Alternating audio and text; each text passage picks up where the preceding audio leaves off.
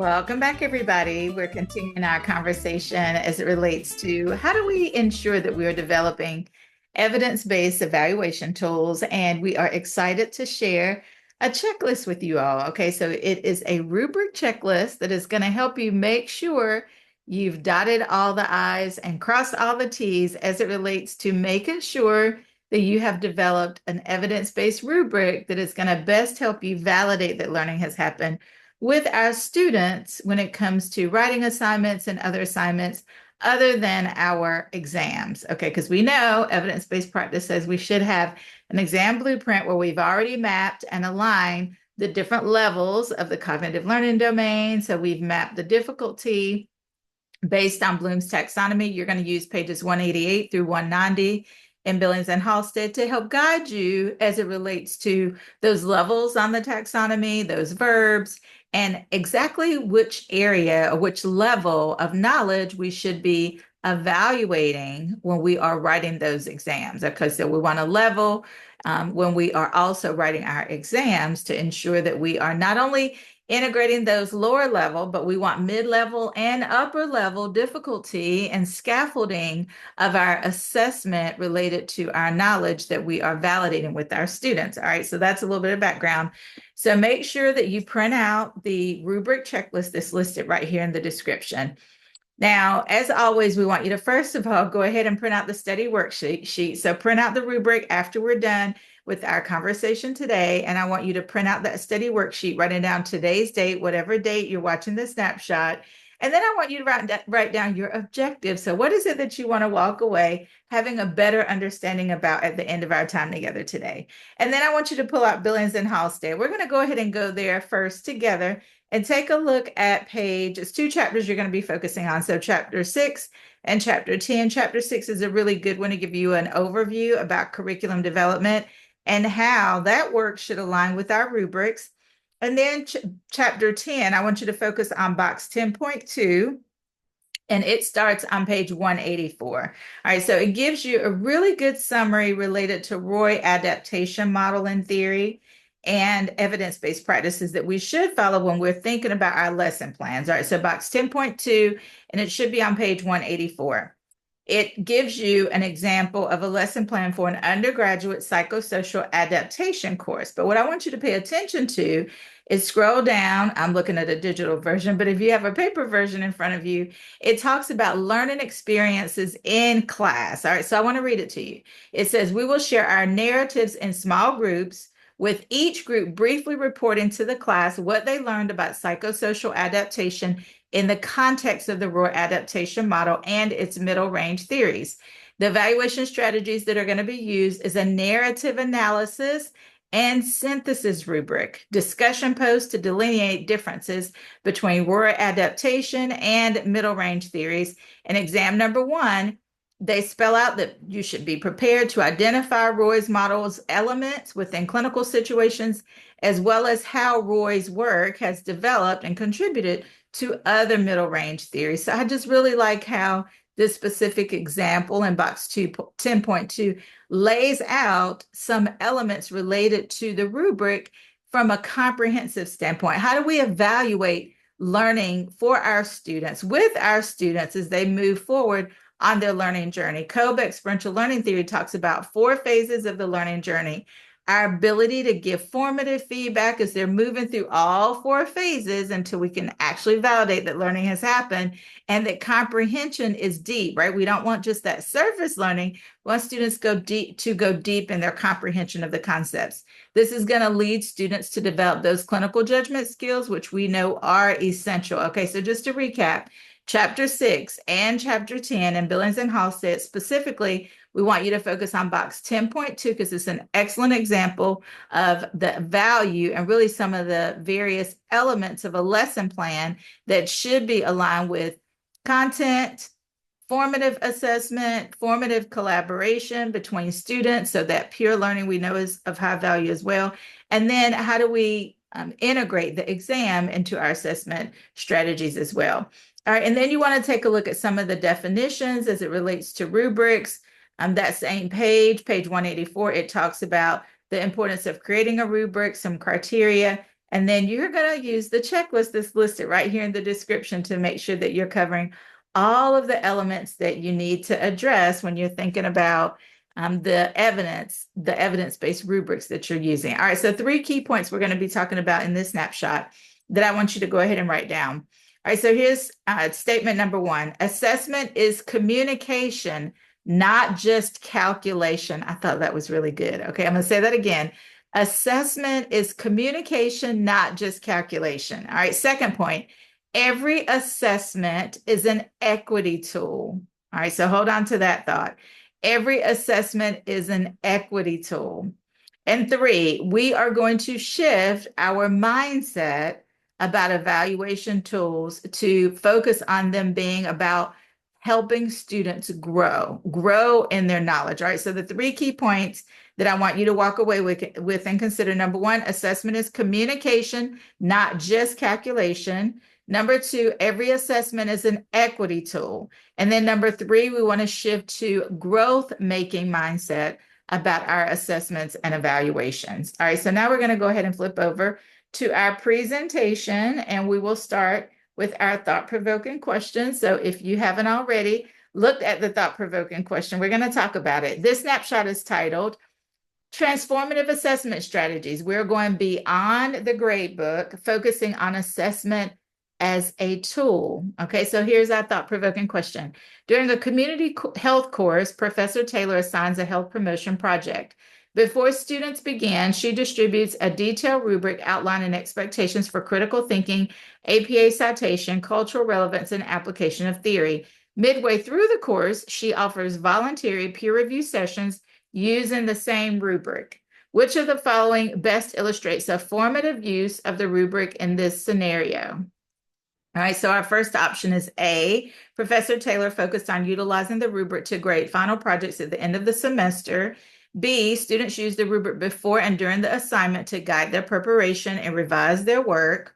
Or C. The faculty team uses the rubric to compare grading consistency across different course sections. All right, so you have 3 choices. Go ahead and write on your worksheet which you think is correct. And I also want you to write down the rationale. So what is attracting you to that option A, B, or C?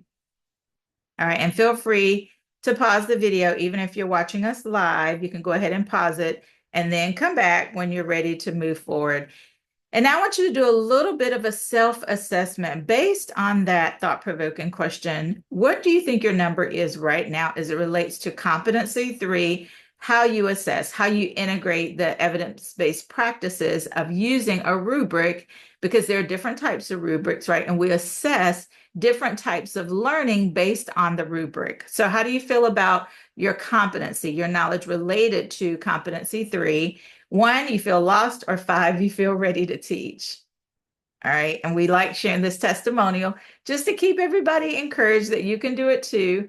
Being able to really integrate these evidence-based practices is really what's going to help you achieve that passing score on C&E, or just to become a better nurse educator. That may be your goal as well.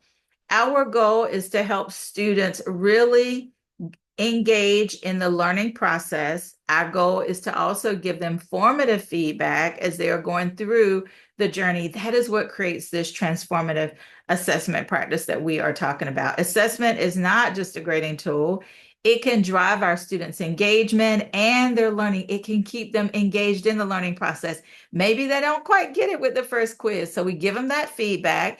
They go back, they tweak their study practices, they engage hopefully in workshops where they are closing their knowledge gaps, right? We're reinforcing their learning process by engaging in those hands-on, the application of these specific skills, these concepts, so that that transformation, the light bulb moment we like to say, can actually happen with our students.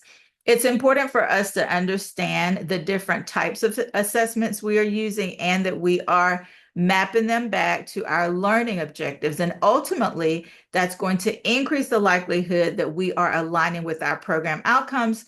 That means students are going to do well on NCLEX, and they're going to also make safe patient care decisions. A transformative assessment these approaches are going to enhance our student engagement and promote that deep learning that we talk about that Tanner's clinical judgment model describes that NCSBN critical clinical judgment describes and engages in those critical thinking skills that we know our students also have to demonstrate. We want our students to be actively involved in the learning, but we also want them to be actively involved in the assessment process, right? We want to evaluate whether or not they're comprehending the knowledge we're sharing. How do we do that? Engaging in discussions, right? We want students raising their hands. Oh, if we could get our adult students to raise their hands the way that our younger minds did when we were in earlier years, right? Those K through usually about fourth grade. Those are the years where we see most students raising their hands and eager to share their answers.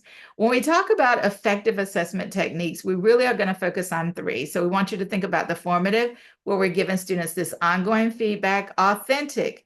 This allows us to evaluate students' skills, their ability in real world context for deeper learnings and deeper understanding. So I want you to go ahead and write down on your study worksheet, what are three ways that you are engaging in authentic assessments, right? We know formative, that's basic. We do a lot of that as an educator, as a nurse educator. But what about the authentic assessments? I want you to write down three ways you're engaging in authentic assessments with your students.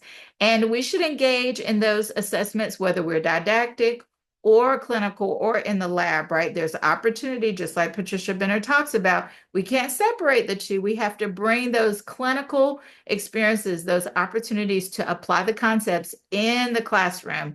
And then we have differentiated assessment. And this allows our students to really, from a diverse learning standpoint, it allows our students to really validate their learning with us, despite the fact that they may learn very differently, and we know not all of our students learn alike. So what does that mean?